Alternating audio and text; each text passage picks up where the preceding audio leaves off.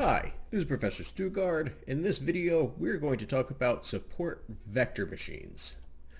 So our goals for this lecture are to understand how support vector machines, or SVMs, work, and then also we want to learn about what's known as the kernel trick, and then some of the other parameters and arguments that we need to define to help tune our SVM algorithm the best way possible. So first, let's try to understand what an SVM is. So a support vector machine is a very powerful, accurate, and usually a pretty quick, or at least uses less computational power than some of the other algorithms that are out there. And they're very, very good at handling outliers and noisy data.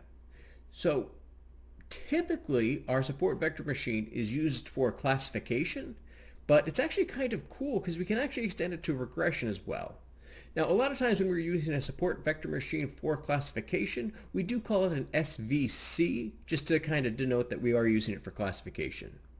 Now, we're going to look at a very simple example first to try to understand how this works, and that is going to be a binomial classification problem. And so what we want our SVM to do is to separate our two classes with a hyperplane. Now, a hyperplane is just a fancy word for basically a line if we're in 2 dimensions, or a plane in 3 dimensions, or of course we can actually do as many dimensions as we really want, and it's still considered a plane even if it's in 4-dimensional, 5-dimensional space, which we can't really visualize. But we're going to start with a very simple example where, again, it's the binomial classification, and we're just going to look in just 2 dimensions.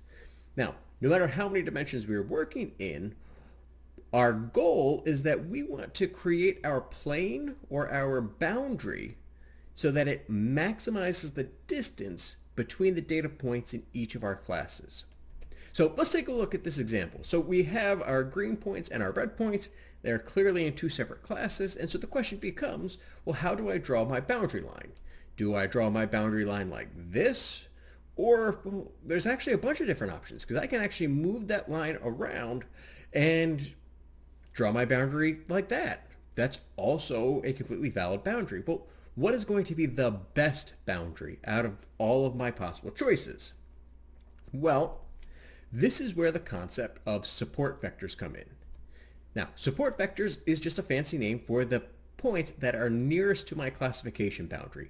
So the points that are closest to the other classes, those become what are known as my support vectors. Now, why do I call those support vectors? Well, the idea is that our vectors are really used to represent our different points, our different data points, in whatever dimensional space we're looking at. So in this case, we have a 2-dimensional data space, so our vectors are going to be, well, simple vectors with an x and a y coordinate. And basically, when we talk about data like this, that vector, xy, well, if we put it in standard position starting at the origin, well, then it's going to point, and the end of my vector is at that ordered pair. So for example, if the ordered pair was 2, 3, then the vector 2, 3, if it's starting at the origin, points exactly to that point. All right, so support vectors just means the points that are closest to my boundary, or basically my boundary points. Those are my support vectors. Well, what we're trying to do is define our optimal hyperplane so that if we look at our boundary points, we look at our support vectors, we create the maximum margin between them. So my optimal hyperplane is going to be right down the center of that maximal margin. So basically we try all the different lines, and then we see, okay, which of the lines results in the maximum margin, and then the center, right, becomes my optimal hyperplane, or sometimes my optimal maximal hyperplane too. And that's the main idea behind my support vectors. That's all it is. Now, what's really nice about them is that they handle outliers incredibly well because, well, is that optimal hyperplane defined by my outlier? No, we only define it by the points that are nearby. So it handles outliers incredibly well. And also, we're only using the points that are near the boundary, so we're not worried about our center of mass, or we're not worried about our centroids. So it's not going to get skewed that way either. It's just going to try to create the optimal boundary between my boundary points. Now, how many boundary points do I use? Well, that's going to be one of the parameters that I can help tune my algorithm with. But before we do that, we need to understand that the SVM is always going to use a kernel. And so in this previous example, it was pretty straightforward that our boundary was linear, that there was going to be a line that easily divided my data. Now, that's obviously not always the case. A lot of times we have data that's a little bit messier than that. Now, what's really nice about SVMs is they can create nonlinear boundaries through the use of kernels, or at least they'll appear to be nonlinear boundaries, depending on the type of kernel that we use. Now, quick definition time, we say that data is linearly separable if it can be separated by a line. So basically, if your data has two separate points and I can draw a line that evenly divides like two sets of data, then it is linearly separable. I can separate it with a line. Now what the kernel trick does is that it takes data that is not linearly separable, and what it does is it actually increases the dimension of my data space so that the data becomes linearly separable. So to try to understand what this means, let's take a look at an example in just one-dimensional data. So in this one-dimensional data here, we again have my red points and my green points. They're all in that one-dimensional line, right? They're all just single values. It's univariate data. I can clearly see that there is a separation point. So this is linearly separable. I can, boom, basically create my one-dimensional line or point and separate my data. However, if I had a data set that was like this, where I have red on one side, then green in the middle, and then red on the other side, this is not linearly separable. I cannot draw a single line to divide my data. So what the kernel does is that it takes this data in one dimension, and using a kernel function, which is really just linear algebra, it's going to take that data and turn it into two dimensions, or increase the dimensionality. Now, that kernel makes this two-dimensional data, and now I can easily see that this data is linearly separable, and I can define my optimal hyperplane. Even though these points, again, originally lie in just one dimension, the kernel raises that dimension so that we can create our optimal hyperplane. And again, what this would look like in practice is it's actually going to make a circle around the green points so that we have our hyperplane. It's just, well, only going to be a hyperplane in that higher dimension. And hopefully we can see, you could probably visualize how this would work in two dimensions as well, because we can take these ordered pairs that are all kind of together in two dimensions and then separate them so that we have one above the other, and then use a plane. But above going from two dimensions to three dimensions, we kind of lose the visual intuition for what's going on, unless you're capable of visualizing four-dimensional space, in which case, good for you. Now, there are several different kernels that we can use with the SVM. Now, the most common and kind of the default is the radial basis function, or RBF. And again, that's typically the default one that we use, but you can also define your kernel to be a linear kernel, which means, again, you want it to be a line. We can also do a polynomial kernel, which means we actually can use polynomials now.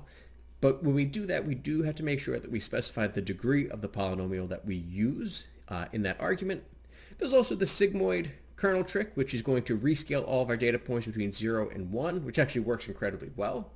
And then, well, you can make your own kernels. You can absolutely create your own, just like any type of kernel. You can make your own kernel function, and if it works well, then that's awesome. It's a great way to help model your data.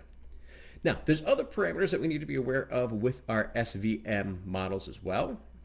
And so with support vector machines, if I want to get the optimal setup, I can use cross-validation to kind of tune these different parameters. And hopefully, likely, we will get the best possible setup for these two parameters. So the first is C, our parameter C. C is our penalty parameter of the error term. So it's basically how much does our model get punished for answers being wrong.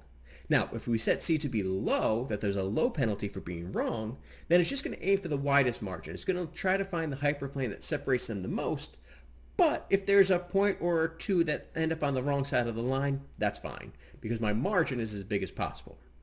However, if I go to a very high value for C, if I have a very high penalty parameter, then it's going to aim for the highest precision. It's not going to want any of my points to be incorrect, which means my margin might end up very, very narrow or a very, very tight window.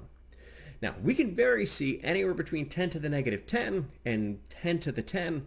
So again, there's a huge range of possibilities there. Again, you might stick closer to, a tenth or 1 or 10 or 100. You don't necessarily have to go out to those extremes because, again, the more extreme you make your penalty, the longer it might take to tune your algorithm.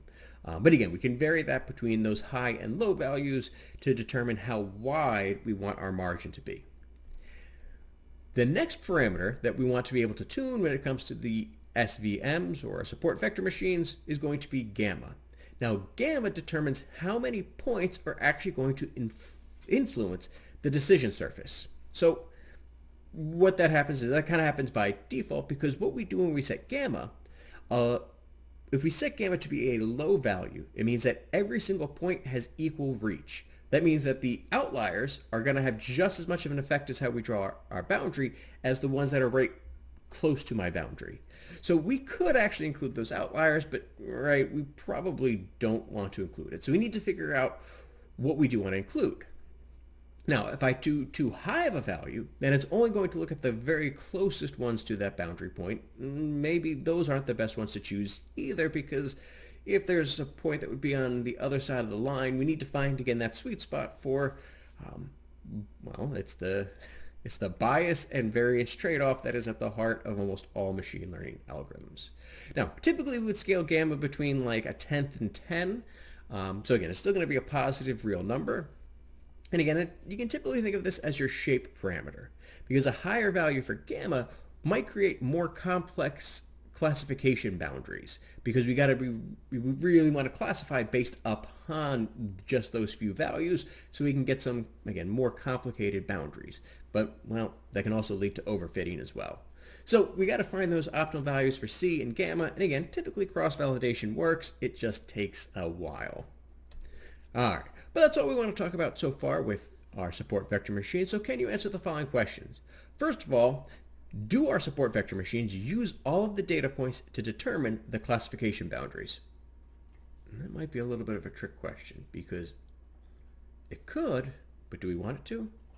And then number 2, can SVM be used when our data is not linearly separable? So that's actually a 2-part question.